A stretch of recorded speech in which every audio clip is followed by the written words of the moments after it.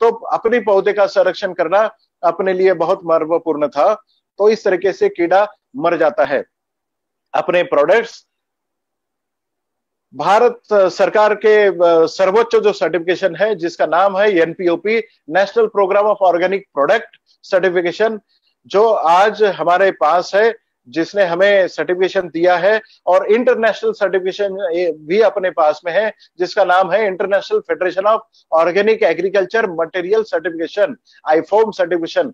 NPOP और IFOAM certification लेने वाली भारतवर्ष की या फिर दुनिया के सबसे पहली कंपनी जिसका नाम है यम्मा लाइफस्टाइल, हम एग्रीकल्चर में काम करते हैं, सबसे पहली कंपनी है। हम आज जो मई में ये ट्रेनिंग ले रहे हैं, ये बहुत सही और सटीक समय पे हम ट्रेनिंग ले रहे हैं, क्योंकि मई के महीने में आज पंजाब, हरियाणा, हिमाचल प्रदेश, राजस्थान, जम्मू एंड कश्मीर का बिजनेस ऑलरेडी स्टार्ट हो चुका है।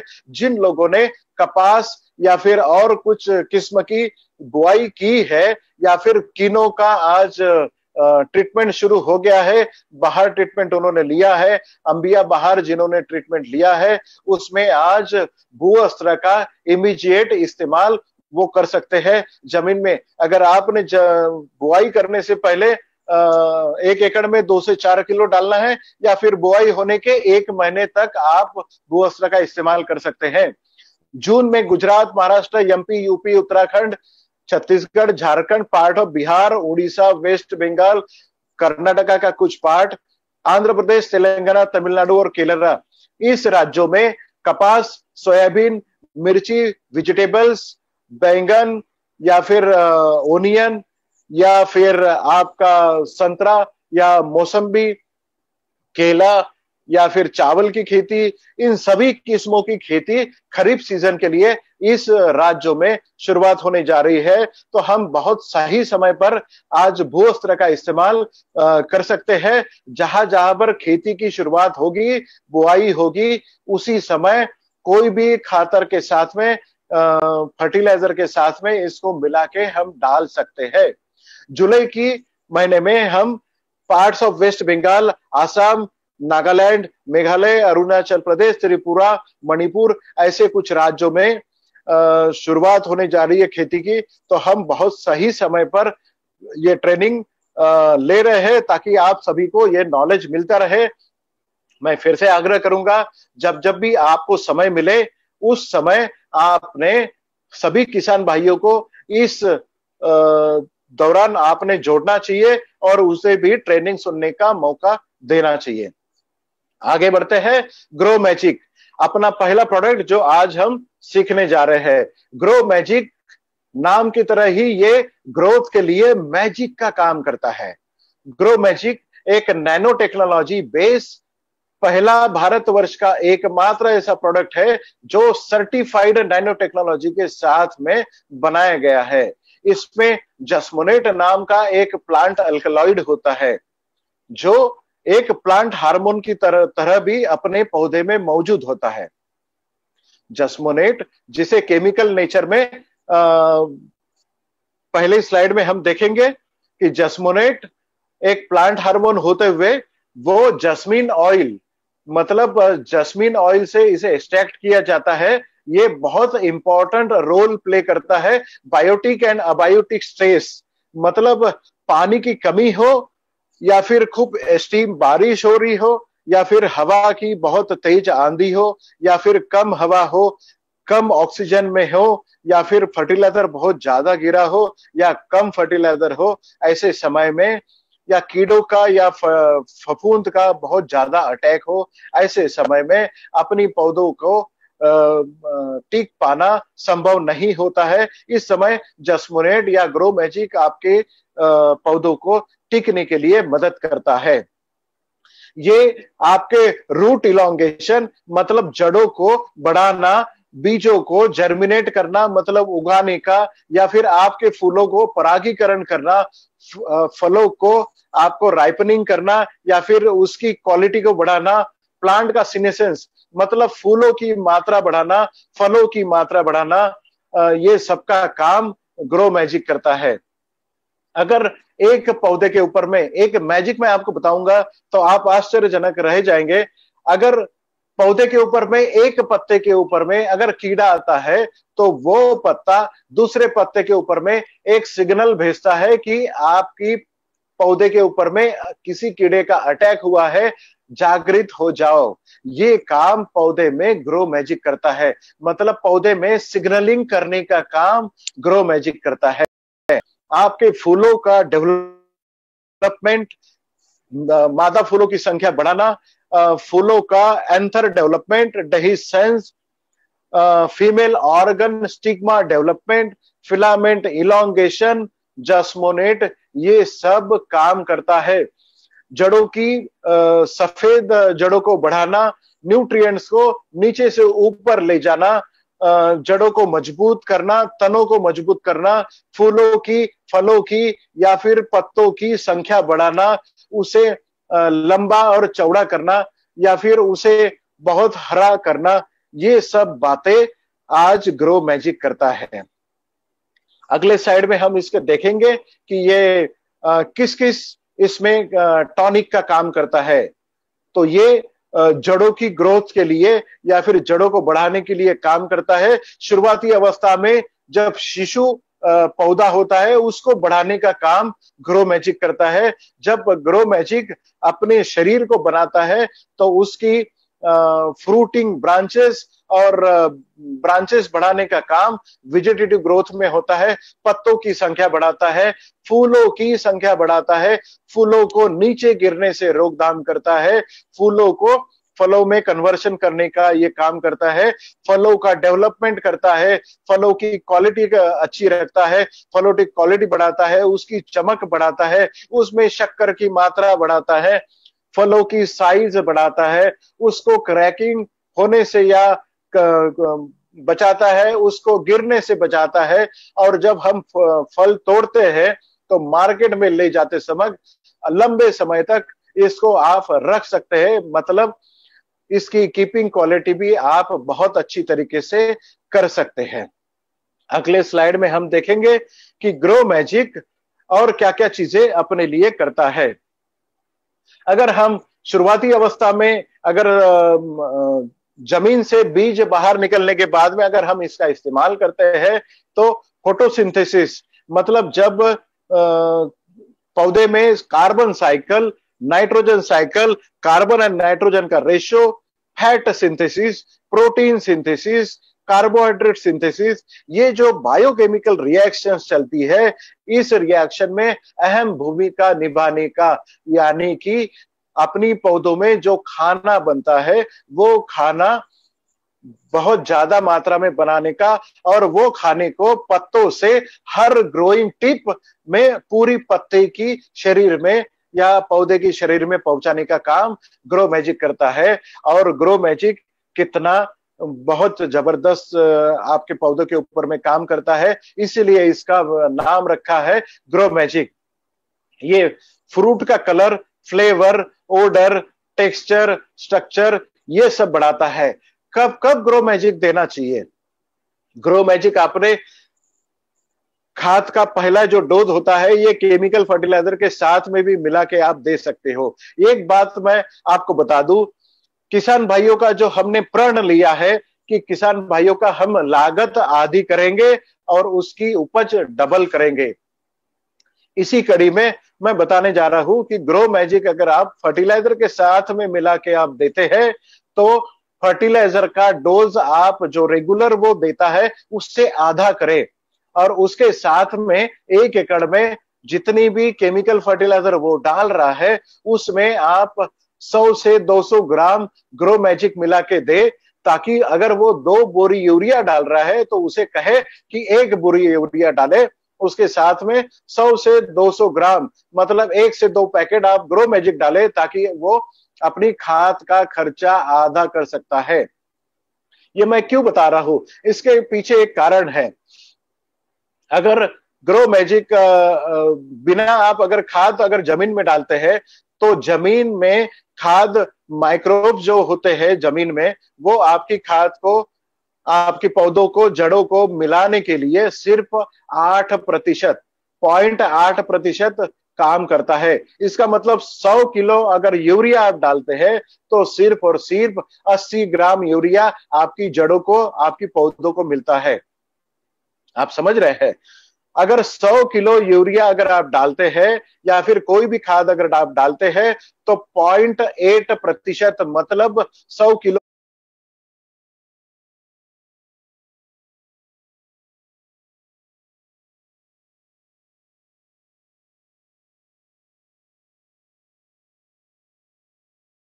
70 से 80% आप पौधों को आपका खाद मिलता है। ये मैजिक करता है ग्रो मैजिक।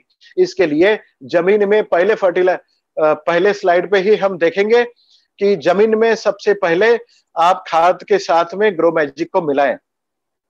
दूसरा, एक स्प्रे में आपने ग्रो मैजिक में लेना है। जब बीज ऊपर आते हैं, ऊपर आने के बाद में बीज जब 30 से 45 दिनों का हो जाता है जर्मिनेशन के बाद, तो आपने 1 एकड़ में 100 लीटर पानी के हिसाब से 1 लीटर पानी में 100 ग्राम मतलब 1 लीटर पानी में 1 ग्राम के हिसाब से आपने इसका छिड़काव आपके पौधों के ऊपर में ऊपर से करना है, स्प्रे पंप से करना है। ये पानी में घुलनशील है। जब भी आप पानी में मिला के इसको दे तब यमाई स्प्रे का इस्तेमाल जरूर करें।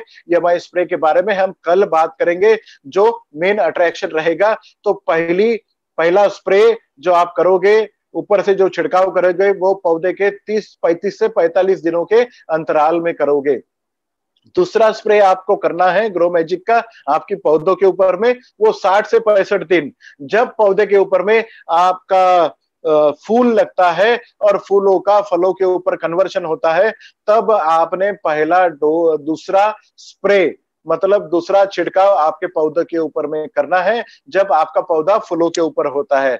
1 लीटर पानी में 1 ग्राम, इस हिसाब से 1 एकड़ में 100 ग्राम मतलब 100 लीटर पानी में, अगर पानी की मात्रा अगर ज्यादा लग रही है तो 1 लीटर पानी में 1 ग्राम के हिसाब से आप इसका इस्तेमाल कर सकते हैं।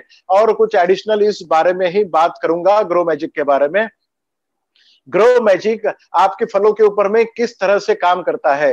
अगर आपने मिर्ची के ऊपर अगर इसका छिड़काव किया तो मिर्ची की साइज आपकी उतनी रहेगी जो मार्केट में आप ले जाते हो, बट जो एक मिर्ची अगर वो 12 से 15 ग्राम की होती है तो उसका वजन बढ़ के 18 से 20 ग्राम होगा। साइज उतनी रहेगी बट उसका वजन बढ़ेगा।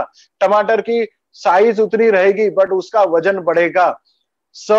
अगर आपने गेहूं में, चावल में अगर इसका छिड़काव किया है, खाद के साथ में अगर आपने इसको दिया है, तो 100 दाने का वजन जो आपका रहता है, अगर चावल का अगर एग्जांपल लेंगे तो 100 दाने का चावल का वजन जो है वो 60 ग्राम होता है, तो वही 60 ग्राम का वजन वो 80 से 90 ग्राम तक ले जाता है। मतलब ग्रो मैजिक जब भी आप खेती में इस्तेमाल करते हो तो कम से कम 30 से 40% आपकी उपज की बढ़ोतरी होती है और आपका खाद का 50% एक्सपेंसेस कम हो जाता है। इसका मतलब ग्रो मैजिक के साथ में हम किसान भाइयों का करीबन 60% लागत कम कर सकते हैं।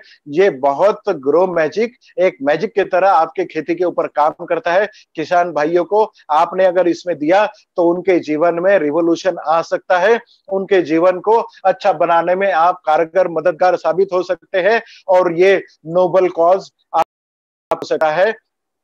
आगे बढ़ेंगे अपने दूसरे प्रोडक्ट के ऊपर, जो आज हमारा सबसे इंपॉर्टेंट प्रोडक्ट है, जिसका नाम है मॉडिफाई।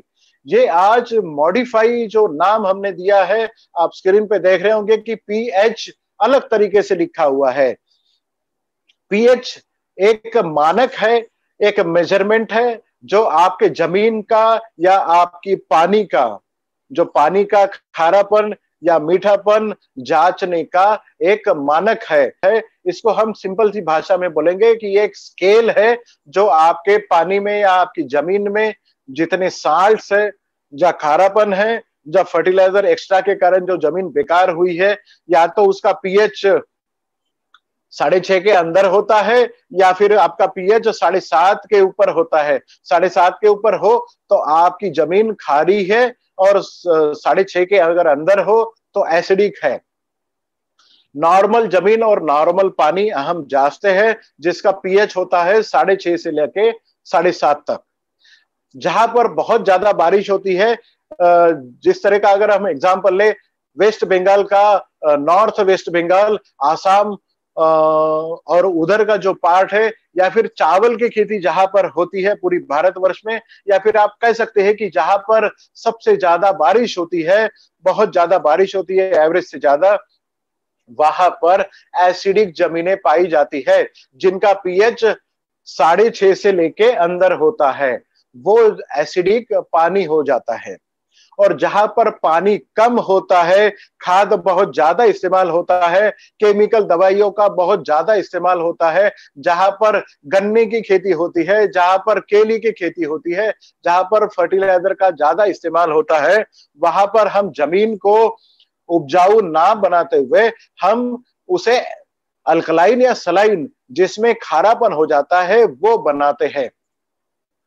अपनी जमीन में अगर नॉर्मल पीएच में, मतलब न्यूनतम पीएच जिसे हम बोलते हैं, नॉर्मल पीएच जिसे हम बोलते हैं, वो है 6.5 से 7.5, जहां पर आज पूरी भारतवर्ष में इस प्रकार की जमीन मिलना आज बहुत मुश्किल हो गया है। मॉडर्न एग्रीकल्चर में पीएच अगर कम हो या नॉर्मल से ज्यादा हो, तब भी आपके जमीन में जो भी हम खाद डाल रहे हैं वो आपकी पौधों को नहीं मिलता है। वो मिलाने के लिए जमीन में जो सूक्ष्म जीव होते हैं उनको एक्टिव करने के लिए हमें मॉडिफाई आजकल इस्तेमाल करना होता है, जो आपकी जमीन के पीएच को मॉडरेट करता है। ये दोनों तरीके से काम करता है। जहां पर बहुत ज्यादा बारिश होती है, वहां आपकी पीएच जो कम हुआ है नॉर्मल से, वो पीएच को नॉर्मल लाने का काम करता है। और जो जमीन में या पानी में आपका खारा पानी है, जो खारे पानी को मीठा करके या खारे जमीन को मीठा करके नॉर्मल पीएच लाने का काम मॉडिफाई करता है। मॉडिफाई हमने हमारी पोर्टफोलियो में क्यों डाला, हमने ये प्रोडक्ट क्यों डाला? अगर नॉर्मल पानी अगर हम छिड़काव करने के लिए, खेतों को देने के लिए नहर से पानी, ड्रिप इरिगेशन से पानी हम देते हैं, स्प्रिंकलर इरिगेशन से जब हम पानी देते हैं खेतों में, तो अगर वो एसिडिक हो तो आपकी जमीन एसिडिक हो सकती है। आप जो खाद दे रहे हैं उसका इस्तेमाल सही ढंग से नहीं हो सकता है। जो दवाई आप उस पानी में मिला के दे रहे हैं, उस दवाई का आपको सही तरीके से रिजल्ट नहीं आ सकता है, रिजल्ट नहीं मिलता है। तो पहले उस पानी को, उस जमीन को आप नॉर्मल बनाएं। उसके लिए जब भी आप इरिगेशन करें या जब भी आप पानी इस्तेमाल करें छिड़काव के लिए, तब आप मॉडिफाई उसमें इस्तेमाल करें। ये लिक्विड फॉर्म में अवेलेबल है, ये बफरिंग सॉल्यूशन की तरह काम करता है। अब इसका डोज क्या हो सकता है? इसका डोज ये हो सकता है, नेक्स्ट स्लाइड में हम देखेंगे कि इसका डोज जो है, हम कुछ स्पेसिफिक डोज आपको इसका नहीं बता सकते हैं। इसका मतलब क्या है कि जो पीएच का स्केल होता है 7.5 से लेके 12 तक हो सकता है। तो हम शुरुआती अवस्था में क्या कर सकते हैं, एक कांच की ग्लास में हम पानी भर के लेंगे। पानी भर के हम लेने के बाद में उस ग्लास में हम एक एक बूंद मॉडिफाई डालेंगे। हम 1 लीटर पानी में अगर एक एक बूंद मॉडिफाई डाल रहे हैं, जब तक हल्का पिंक कलर पानी का नहीं हो जाता है, तब तक हमें एक एक बूंद डालना है। हमें पता चलेगा 1 लीटर पानी में कितनी बूंद डालने के बाद में हल्का गुलाबी कलर हुआ है, फेंट पिंक कलर हुआ है। जब तक फेंट पिंक कलर नहीं होता है, उस पानी में हमने एक एक बूंद मॉडिफाई जरूर डाल देना है। जब हल्का फेंट पिंक कलर हो जाएगा, गुलाबी कलर हो जाएगा, तब हमें डोज पता चलेगा कि हमारा पानी कितना खारा था या एसिडिक था, उसमें हमने कितनी बूंदे डाली। 1 लीटर पानी के लिए अगर हमें 4 बूंदे लगी है, तो 15 लीटर पानी की स्प्रे पंप में हमें 60 बूंदे डालनी पड़ेगी। एक बूंद 1 ml का होता है, मिली का होता है, तो 60 मिली या 60 ml हमें वो डोज हो गया। इसका इस्तेमाल हम कहाँ कहाँ कर सकते हैं? आजकल सब पता है, जब अगर आप खेती में पंजाब हरियाणा में नहर से पानी देते हैं, खेतों में नहर से पानी छोड़ा जाता है, जिसे हम फ्लड इरिगेशन बोलते हैं, उस दौरान आप इसको एक सलाइन के दौरान एक एक बूंद आप खेती में, जहां से पानी नहर का खेत में घुसता है, वहां पर आप इसे सलाइन से एक एक बूंद डाल के दे सकते हैं, ताकि आपका पानी मीठा होके आपकी खेती में जाए।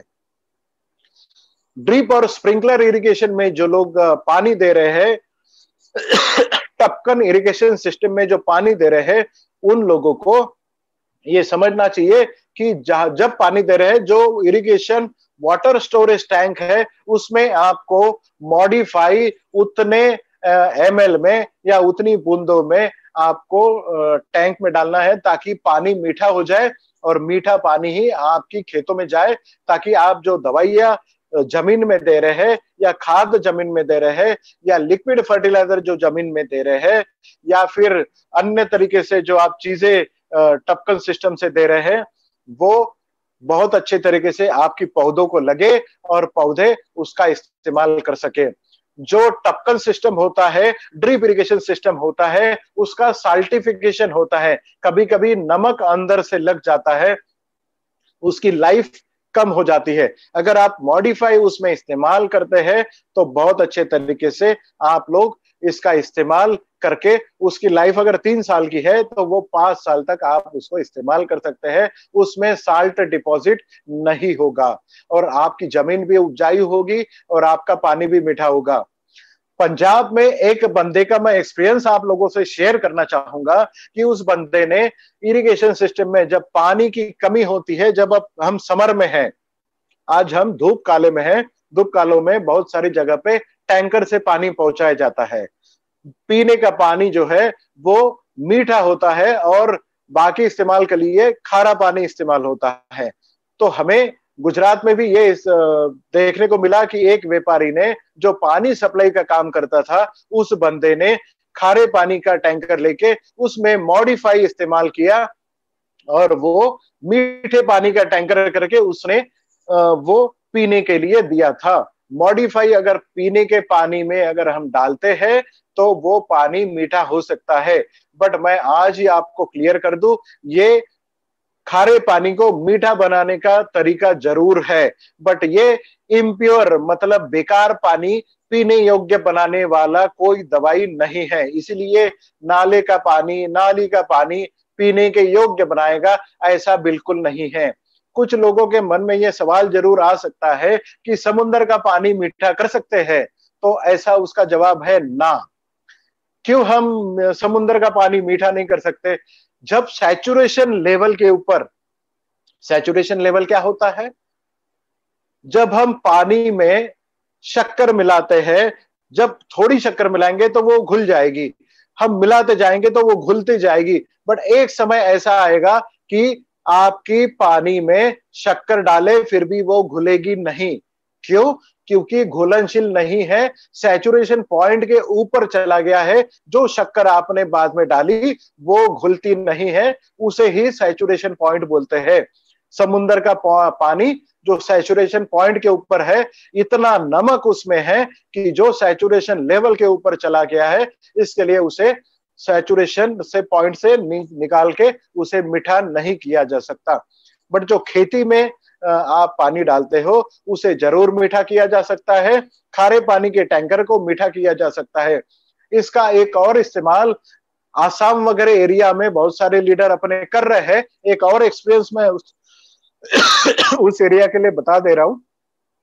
उस एरिया में पॉन्ड में फिशिंग करते हैं, मच्छियों की खेती करते हैं।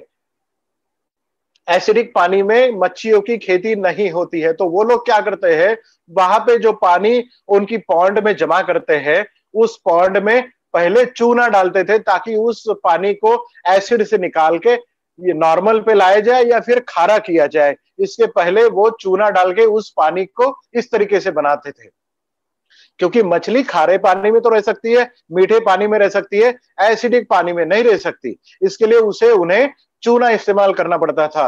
बट आज मॉडिफाई जब से आया है, आपके एसिडिक पानी को जब तक हरा पिंक कलर नहीं हो जाता है, आपने उस पानी को मॉडिफाई अगर डाल दिया, तो उस पानी में बहुत अच्छी तरीके से आपको मच्छी पालन कर सकते हैं, मछली का पालन कर सकते हैं।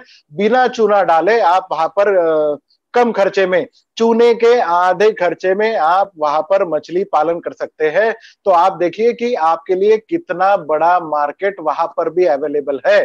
इस प्रोडक्ट को आप कहाँ कहाँ इस्तेमाल कर सकते हैं, वो आप अपना दिमाग लगा के डेफिनेटली कर सकते हैं।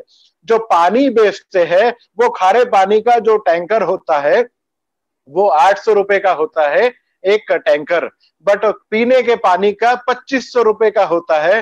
तो वही 800 रुपए का टैंकर लेके मॉडिफाई 200 रुपए का डाल के 1000 रुपए के जगह पे आप 2500 रुपए कमा सकते हैं। तो ये इस तरीके से मल्टी फेस मल्टी बेनिफिट ये प्रोडक्ट है, जिसे आप खेती के लिए जरूर इस्तेमाल करें। जब जब भी स्प्रे पंप आपकी स्प्रेइंग के लिए उठेगा, तब तब आप मॉडिफाई आप उस पानी में डालेंगे। जब जब खेती में खाद दिया जाएगा या टपकन से पानी दिया जाएगा या ड्रिप इरिगेशन से पानी दिया जाएगा, तब तब आपको मॉडिफाई का इस्तेमाल करना है। इसका मतलब क्या है कि कोई किसान जब भी स्प्रे पंप स्प्रे करता है, तब तब मॉडिफाई का इस्तेमाल उसे जरूर करना है। आगे बढ़ते हैं।